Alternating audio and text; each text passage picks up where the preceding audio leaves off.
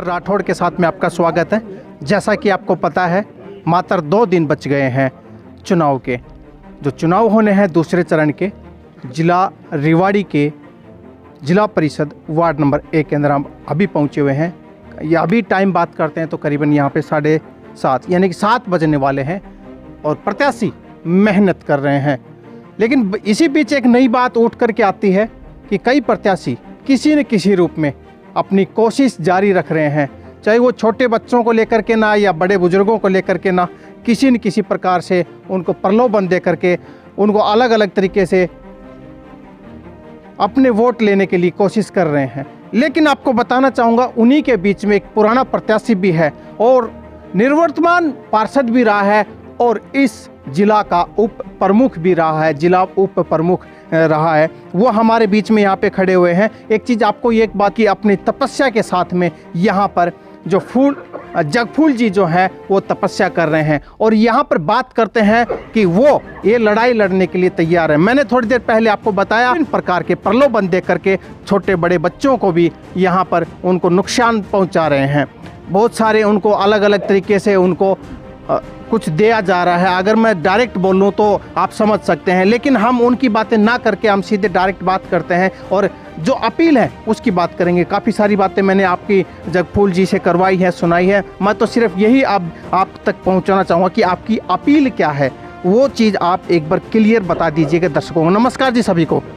जी sir, आपकी appeal क्या है, एक बार बता दीजिए। पत्रकार महोदय, मेरी अपील ये है कि मैंने 20 नहीं 22 साल राजनीति में संघर्ष किया है।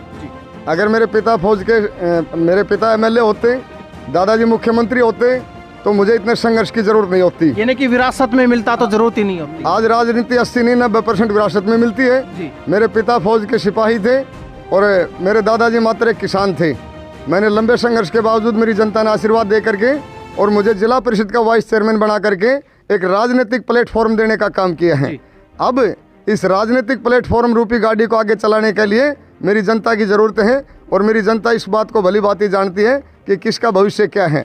इसलिए इस उमड़ता जनसैलाब इस बात को सिद्ध करता है कि इतनी देर शाम तक भी ऐसी जनसभा होना आपके सामने, इस बात को प्रत्यक्ष को प्रमाण की जरूरत नहीं है जी। और रही बात, आप कह रहे थे कोई कैसा प्रलोभन देता है वोटर को, कोई कैसा प्रलोभन देता है, मेरा गुआंढ इस बात का गवाह है। मैंने मेरे युवा बच्चों को कभी गलत गाइड नहीं किया, कभी उनको गलत शिक्षा देने का काम नहीं किया, नशे से दूर रहने का उनका वो दिया, कभी कोई गलत प्रलोभन दे करके मैंने वोट हथियाने का काम नहीं किया। कहीं भी आप कंफर्म करके देखिए, आज तक का मैंने पहले 2 चुनाव पहले लड़ चुका हूँ, तीसरा चुनाव मेरा ये है। मैंने कहीं शराब का एक पौवा तक भी बांटा हो तो मुझे सिद्ध करके कोई आदमी दिखाए। नेक नीति से राजनीति करूँगा, साफ सुथरी राजनीति करूँगा और सांच को आँच नहीं, सच्चाई की जीत होगी और जनता दोबारा से एक बार पुनः मुझे जिला परिषद का चुनाव जिता करके वहाँ जिला परिषद में भेजने का काम करेगी जी। तो जिस तरह से मैंने आपको बताया था कि इनकी साफ छवि है ऑलरेडी से, पहले से हम भी काफ़ी समय से इनको जानते हैं और इनकी राजनीति को भी जानते हैं। अभी इनके साथ में एक समस्या रही है पिछले 5 साल की, जो पार्षद के रूप में रहे हैं। वो समस्या ये रही है, इन्होंने हर भाषण में वो चीज़ बताई है और वो हमारे सामने भी आई है, क्योंकि हमने जब सर्वे किया था उस दौरान ये बात भी उठ करके आई थी कि पार्षद जगफूल जी ने हमारे गांव में कुछ नहीं दिया। लेकिन वो क्या हुआ कि आप पारदर्शी नहीं रहे, ये समस्या उठ करके आई थी। लेकिन मैं आपको बताना चाहूँगा कि उन गाँव में अगर हम सरपंचों से भी मिलते हैं, सर्वे करते हैं, जो निवर्तमान सरपंच थे उनसे भी बात करते हैं कि भाई हमारी कमी ये रह गई कि हमने न तो इनसे पिता कटवाया, न इनका कोई पत्थर लगवाया, और जिसकी वजह से ये बात अंधेरे में रह गई। और वो चीज़ें कई बार बता भी चुके हैं और वो आपके सामने आ भी चुकी है और ये अब उठ करके जो समस्याएं लोगों के सामने आ रही हैं। लेकिन एक चीज़ ये है कि अभी लोग समझदार हो भी रहे हैं, समझ भी रहे हैं कि उनके सामने बात आपकी जा रही है। तो ये आपका अंधेरे में रहने का क्या कारण था? पत्रकार महोदय, मेरे ताऊजी ज़मीन से जुड़े हुए किसान थे और वो एक बात कहा करते कि बेटे ज़मीन से जुड़ना ज़रूरी है, दिखावे में कुछ भी नहीं है जी। उनकी बातों को अनुसरण करते हुए मैंने ना पत्थरबाजी में विश्वास किया और मैंने चुपचाप अपने गांव में ग्रांट देने का काम किया। लेकिन क्या था कि मेरा पैसा पंचायत के माध्यम से लगता है और मैंने जो भी पैसा लगाया वो सार्वजनिक जगह पर लगाया है। लेकिन मेरी जनता कुछ भोली भाली जनता थी जिसको पता नहीं था कि जिला परिषद कोटे से क्या पैसा आया है। अभी इस जनसभा में सबके सामने जो मैंने काम दिखाए हैं, शायद आप भी उस बात के गवाह होंगे कि लोगों को मैंने स्पष्ट बताया है कि सुधराना गाँव के अंदर नीमड़ी वाला जो पूजना कुआ बोलते हैं, उस सार्वजनिक जगह पे लोग टाइल लगने का काम हुआ है। अगले जो उससे अगला चौक है वो भी सार्वजनिक जगह है उस पर लॉकिंग टाइल लगने का काम किया है।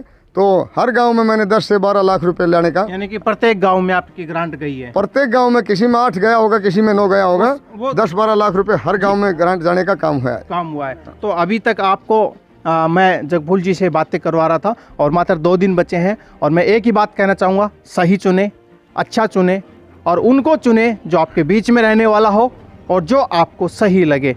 आपका हमारे साथ में जुड़ने के लिए धन्यवाद। नमस्कार, जय हिंद, जय भारत।